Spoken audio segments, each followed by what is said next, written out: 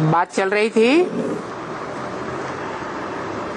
अभी हम जो स्टडी कर रहे हैं सो श्री कृष्णपुरी के लिए करते हैं। कहाँ के लिए करते हैं? ये कहाँ होती है? श्री कृष्णपुरी कहाँ होती है? हैं? सतयुग में होती है। हाँ? बैकुंठ में होती है। हैं? श्री कृष्णपुरी कहाँ होती है? सतयुग में होती है। सतयुग का कोई गायन है शास्त्रों में? शास्त्रों में सतयुग त्रेता का कोई गायन है? तो फिर आप कौन सी कृष्णपुरी में जाना चाहते हैं? संगम युगी? जब श्री कृष्णपुरी सतयुग में होती है तो आप संगम युग में क्यों जाना चाहते हैं? हैं? मौजों का युग है, श्री कृष्णपुरी नहीं है। है? संगम युग में श्री कृष्णपुरी है या नहीं है? है?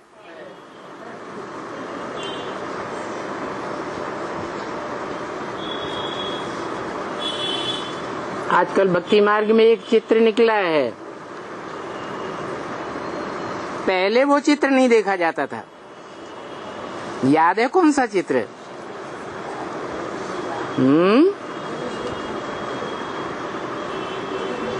एक बूढ़ा बाबा, दाढ़ी मूछ वाला, जिसके सर पर चंद्रमा विराजमान है, उसकी गोद में कृष्ण बच्चा बैठा हुआ है। ये कृष्ण बच्चा कौन सी आत्मा है? हैं?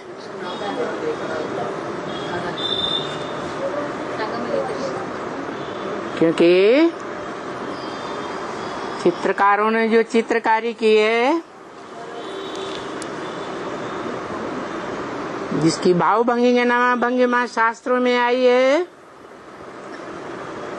तो कोई चरित्र के आधार पर चित्रकारी की होगी। तो जो श्री कृष्ण बूढ़े बाबा की गोद में बैठा हुआ दिखाया गया, वो कौन सी आत्मा है? हैं? ब्रह्मा बाबा की आत्मा।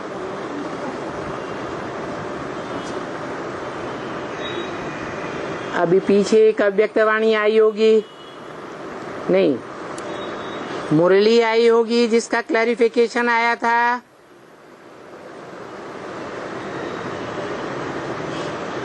कि आत्माओं के बीच में सुप्रीम बाप कौन है? का नाम क्या है? है शिव बाप, बापों का बाप, जिसका कोई बाप होता ही नहीं। और वो आत्मा रूपी बच्चों का बाप है, निराकारी बच्चों का। जो भी आत्मा रूप में निराकारी बच्चे हैं,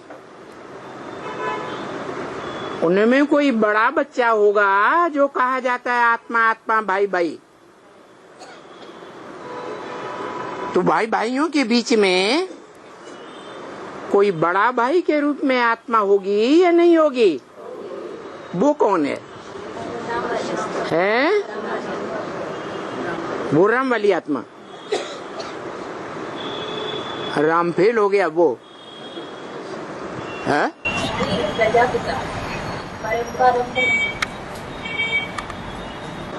राम वाली आत्मा और 500-700 करोड़ मनुष्य सृष्टि की जो प्रजा है, उसका पिता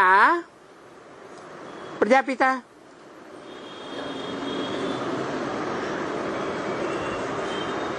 ब्रह्म वाक्य भी है, ब्रह्मा के मुख से बोला हुआ वेद वाक्य। राम बाप को कहा जाता है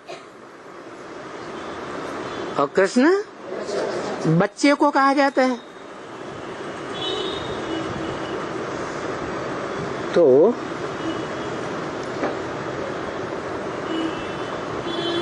जो आत्माओं के बीच में, आत्मा आत्मा भाई भाइयों के बीच में बाप का बड़ा बच्चा है,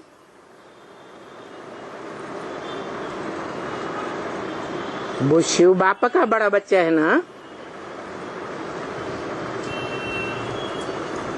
भाइयों में बड़ा भाई है तो दादा हुआ ना। है? आत्मा आत्मा भाई भाइयों के बीच में क्या कहेंगे उसे? दादा। और बाप कौन? शिव बाप, शिव बाबा, शिव बाप। क्योंकि बाबा तो तब कहें जब कोई साकार तन में प्रवेश करे, बाबा कहते हैं ग्रैंडफादर को। तो उसका तो एक ही संबंध है आत्मा आत्मा भाई भाइयों के साथ, बाप का। दूसरा कोई संबंध है ही नहीं। और बड़े बच्चे के साथ, जिसे आत्मा आत्मा भाई भाइयों के बीच में दादा कहें, तो हम क्या कहते हैं? बाप और बाप के बड़े बच्चे को क्या कहते हैं मिला के? बाप दादा।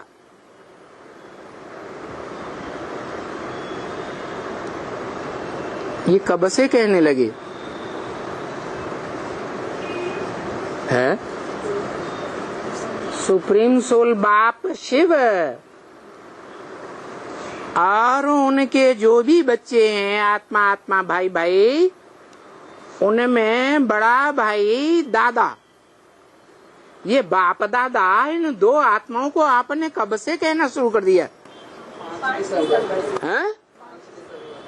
5-6 वर्ष से। 5 दिसंबर से। 5 दिसंबर से कहना तो तब शुरू करेंगे जब पता हो जिन बच्चों को कि बाप ज्योति बिंदु और दादा भी ज्योति बिंदु बना जीवन में पहली बार, तो संबंध जुटा। संबंध माने समान बंधन, माने समान, बंधन माने बंधन। तो जो मनुष्य सृष्टि में मनुष्य आत्माओं के बीच में जो बड़ा भाई है,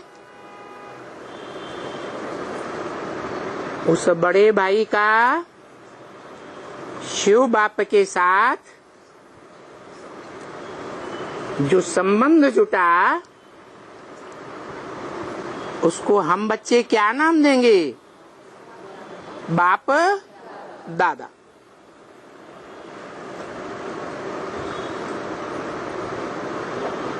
उस वाणी में बताया कि पहली बार बाप दादा का व्यक्त मिलन हुआ 5 दिसंबर को।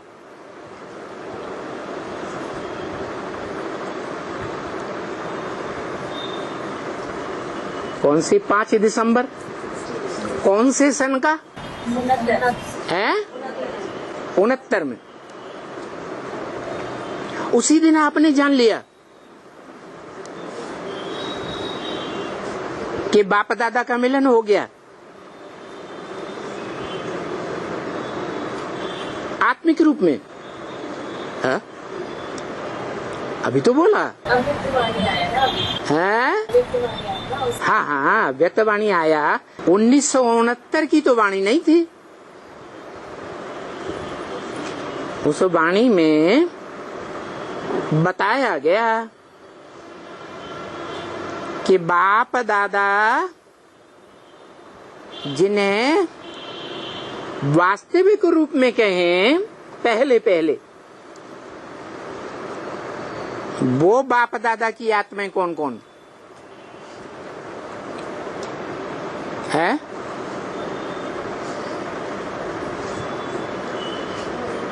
उस अव्यक्तवाणी का क्लैरिफिकेशन से पहले तो सभी की बुद्धि में यही था ना कि राम वाली आत्मा बाप और कृष्ण वाली आत्मा दादा, यही था ना। तो क्या उनसे पहले कोई बाप दादा नहीं है? राम और कृष्ण वाली आत्मा वो तो बाप दादा तब कहें जब सतयुग में कृष्ण रूपी पहले पत्ते का जन्म हो और उसको जन्म देने वाला राम बाप,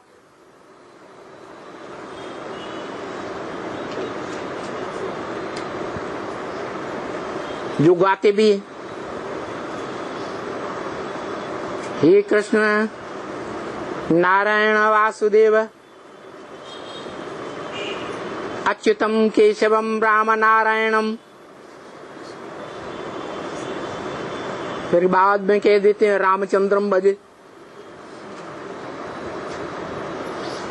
तो ये जो नाम आए हैं वो अलग अलग व्यक्तित्वों के नाम हैं,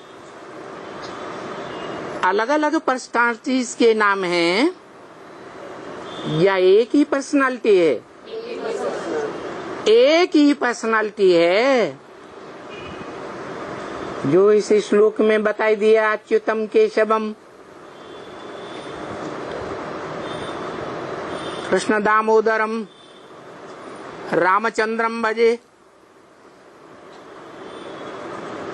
जो राम वाली आत्मा जिसे शिव बाप ने कहा, राम बाप को कहा जाता है, मनुष्य सृष्टि के बाप को,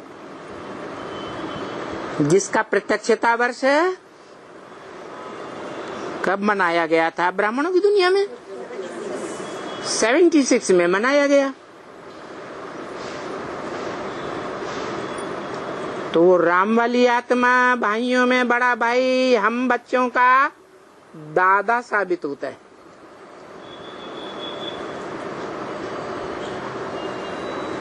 और शिव बाप है, उस बड़े भाई का भी बाप है और हम आत्माओं का भी बाप है।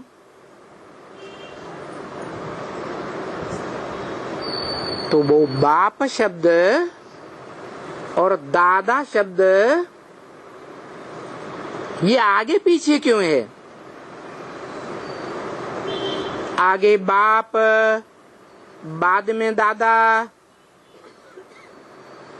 ये लगाया क्यों गया है? क्योंकि जो बाप है उसमें बच्चे के मुकाबले ज्यादा शक्ति है। कौन सी शक्ति है? हाँ, निराकार आत्माओं का बाप शिव, और बाप से जो वर्षा मिलता है निराकार आत्माओं को, वो भी निराकार वर्षा मिलेगा या साकार वर्षा मिलेगा? क्या है निराकार वर्षा? जो निराकार वर्षा देने वाला बापों का बाप है वो अखूट ज्ञान का भंडार है, और वो अखूट ज्ञान का भंडार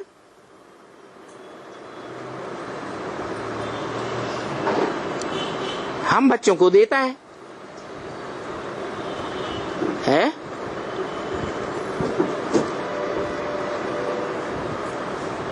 कुछ पार्शियलिटी से देता है,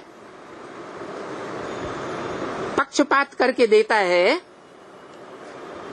या हिसाब से देता है? क्या हिसाब है?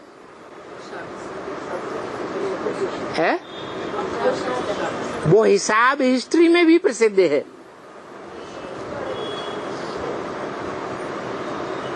भारतीय राजाओं में जितने भी राजाएं हुए मोस्टली, उन्होंने अपने बड़े बच्चे को वर्षा दिया राजाई का। तो ये परंपरा कहाँ से चली है और किसने चलाई है? शिव बाप ने चलाई। यही बात गीता में आ गई है, जो भगवान ने कहा मम वर्तमान वर्तन्ते मनुष्या पार्थ सर्वस। इस दुनिया में मनुष्य हैं, वो मेरे रास्ते का ही अनुगमन करते हैं।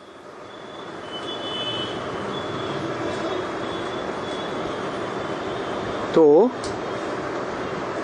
आज भी हम देखते हैं, दुकानों पर बोर्ड होता है, फर्म पर बोर्ड होता है, कारखाने में बोर्ड होता है, तो बाप का नाम पहले लिखते हैं, फिर बच्चे का नाम लिखते हैं और कह देते हैं एंड सन्स कंपनी। माने बाप को आगे रखा गया। जैसे शिव शंकर, ऐसे ही बाप दादा। इसलिए बाप कहते हैं कि मैं जब आता हूं तो तुम बच्चों को नंबरवार वर्षा देता हूं, कि एक जैसा देता हूं है? तो नंबरवार वर्षा देता हूं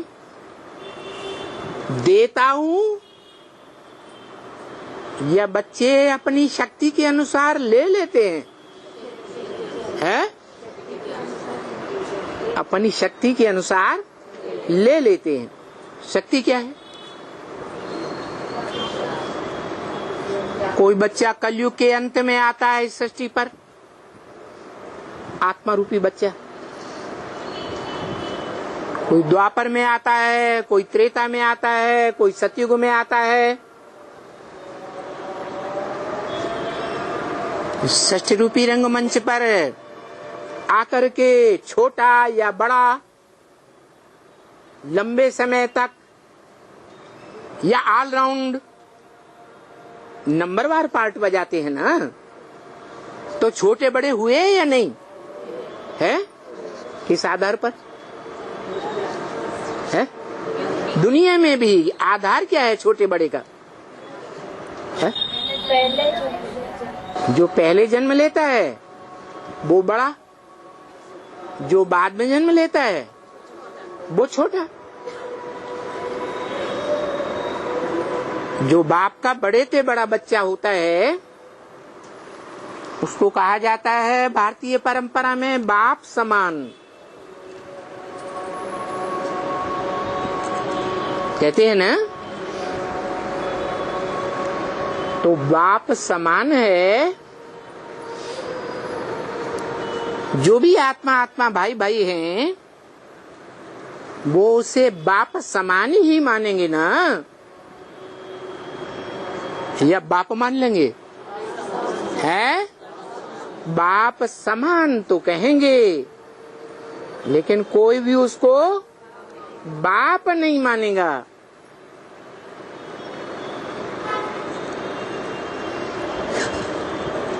तो संगम युग में जो शूटिंग होती है, रिहर्सल होती है 5000 वर्ष के ब्रॉड ड्रामा की, उसमें ऊंचे ते ऊंचा सुप्रीम सोल, और उसका बड़े से बड़ा बच्चा कौन? मनुष्य सृष्टि का बाप। तो क्या आधार हुआ कि वो 500-700 करोड़ मनुष्य आत्माओं के बीच में सबसे बड़ा है? हम कैसे माने? पहले जन्म लिया। पहले जन्म लिया। सतयुग में पहला जन्म तो पहला पत्ता श्री कृष्ण लेता है। उनको भी जन्म देना है? उनको भी जन्म देना। उनको जन्म देने वाला बाप का दुकान। श्री कृष्ण वाली जो आत्मा है वो संगम युग में कौन मानी जाती है ब्राह्मणों की दुनिया में?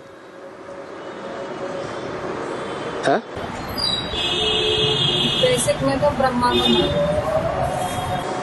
अरे हम ये थोड़े ही कहते बेसिक में कौन मानता है, असलियत में बताओ।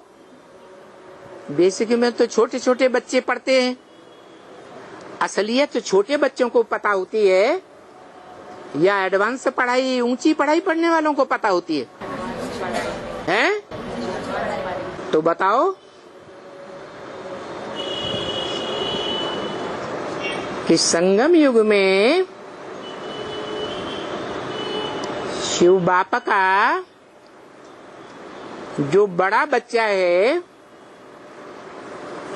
उसका काम के आधार पर वास्तव में नाम क्या होना चाहिए?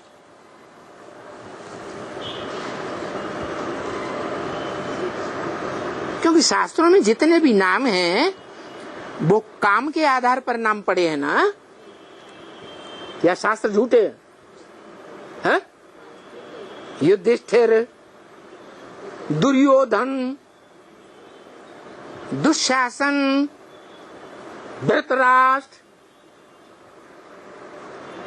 उनके काम के आधार पर नाम है या ऐसे ही रख दिए?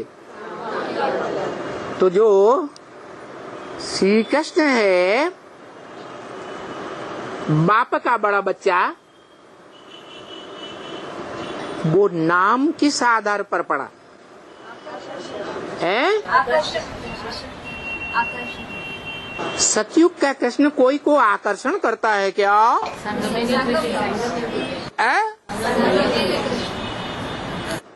संगमयुगी कृष्ण आकर्षण करता है। संगमयुगी कृष्ण आकर्षण करता है।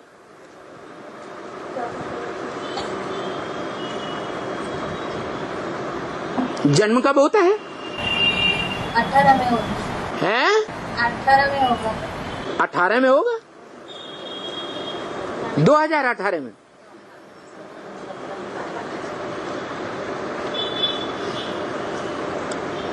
अच्छा,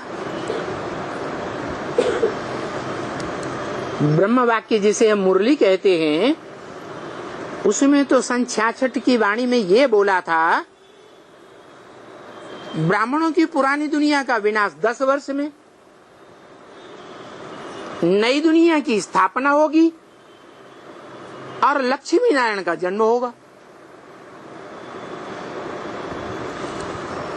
न मानो तो साक्षात्कार से बनाए हुए लक्ष्मी नारायण के चित्र में नीचे जो लिखत दी हुई है घोषणा, वो देख लो।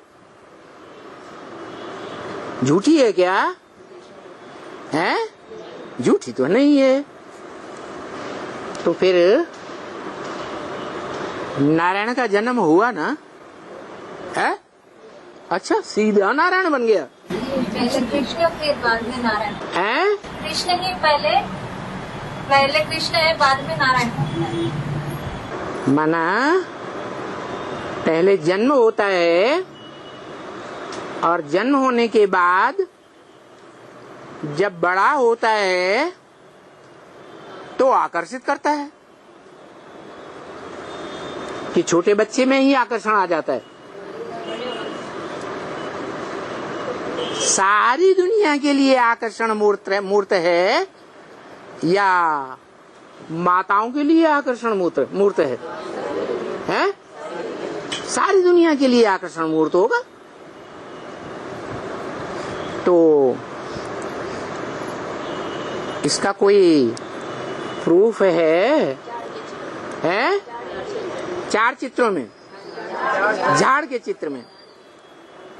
अच्छा,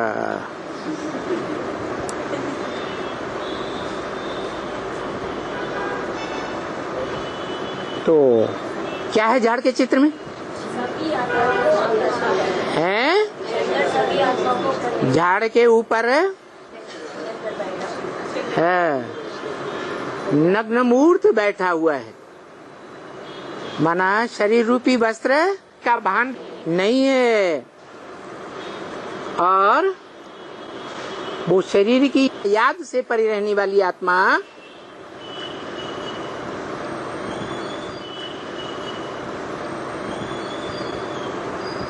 संपूर्ण आत्मिक स्थिति में, निरंतर आत्मिक स्थिति में स्थिर होने के बाद सारी सृष्टि की मनुष्य आत्माओं को आकर्षित करती है।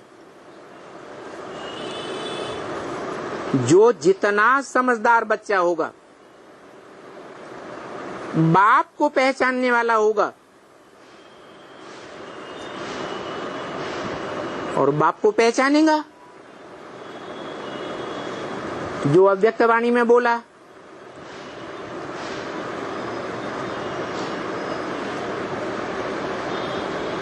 कि जो देखे जो सुने, इन आंखों से जो देखे, इन कानों से जो 2 शब्द भी सुने,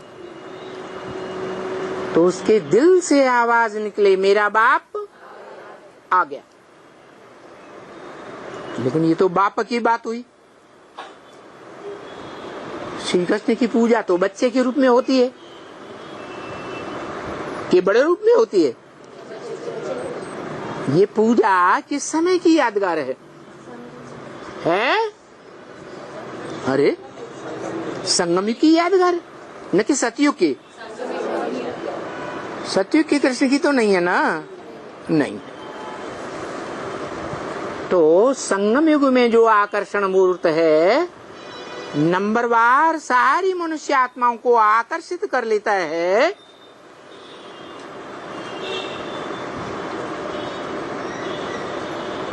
कौन से मंत्र के आधार पर आकर्षित करता है? महामंत्र है। सारी दुनिया के मनुष्य मात्र के लिए महामंत्र है। माने इस दुनिया की 500-700 करोड़ मनुष्य आत्माएं आज नहीं तो कल उस महामंत्र को पहचानेंगी और उस स्मृति में टिकेंगी। कि सिर्फ देवात्माएं ही टिकेंगी है?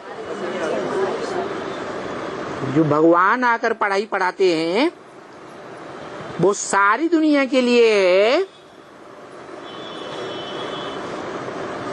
या सतयुग त्रेता की आत्माओं के लिए है?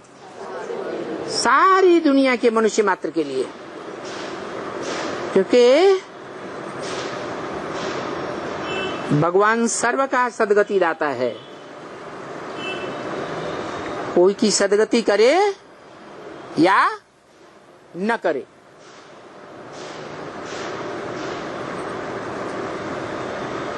तो सदगति करने वाला, उद्धार करने वाला माना जाएगा या नहीं माना जाएगा? है? उत माने ऊपर, हर माने हरण करके। उत हर दोनों शब्दों को मिलाया तो हुआ उद्धार। माने जो इस मनुष्य सृष्टि में नीची स्टेज में गिरे हुए हैं,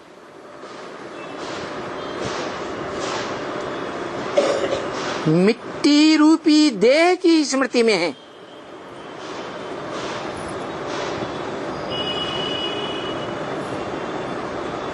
उन आत्माओं को हरण करता है, अपनी ओर आकर्षित करता है जबरियन।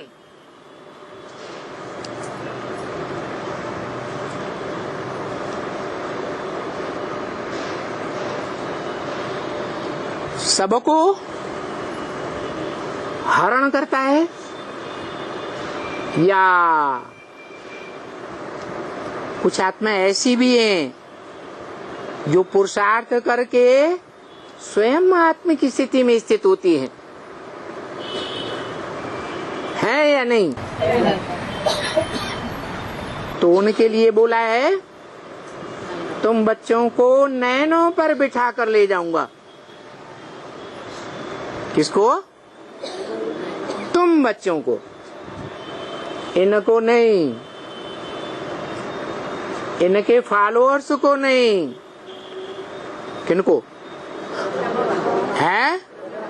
हाँ, जो बाजू में बैठने वाला है उस आत्मा के लिए नहीं कहा कि नैनों पर बिठा कर ले जाऊंगा, उनके फॉलोअर्स के लिए भी नहीं कहा। तो तुम बच्चों में और इनमें फर्क हुआ है नहीं? इन और तुम, इसमें फर्क है या नहीं?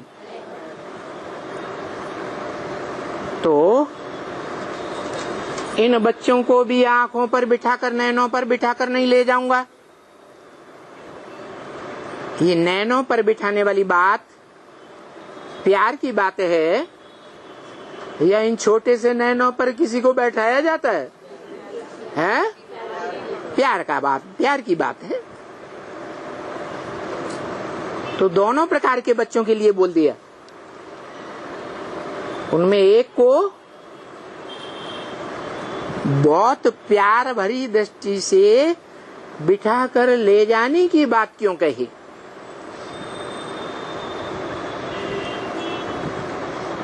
इनके लिए क्यों नहीं कि इन्होंने क्या पाप कर दिया है? हाँ, जिन बच्चों ने बाप को पहचाना ही नहीं, तो बाप तो यही कहेगा कि ये मेरे बड़े बच्चे नहीं हैं, समझदार सगीर बुद्धि नहीं है, ये मेरी प्रॉपर्टी को संभाल नहीं सकेंगे। जो बाप को पहचानते ही नहीं, जानते ही नहीं, वो बाप की प्रॉपर्टी को संभालने योग्य है ही नहीं। इसलिए बोला ज्ञानी तू आत्मा मुझे विशेष प्रिय है।